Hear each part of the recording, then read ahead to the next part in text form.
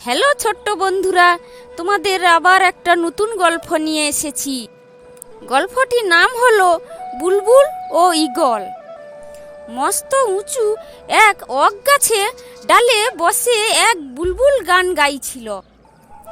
এক বাজ পাখির সেদিন কোনো খাবার জোটেনি, তাই সে তার গান শুনে এক ছো মেরে তাকে ধরল।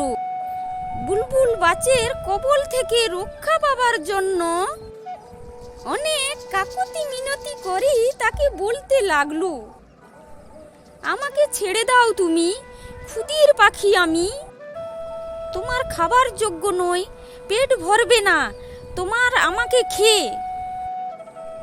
আমাকে ছেড়ে তুমি কোনো বড় পাখি ধরে খাও।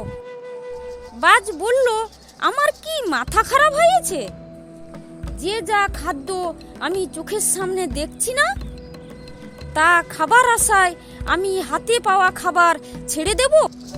অতএব এই গল্প থেকে আমরা এই শিক্ষা পাই যে হাতে পাওয়া জিনিস ছাড়তে নেই।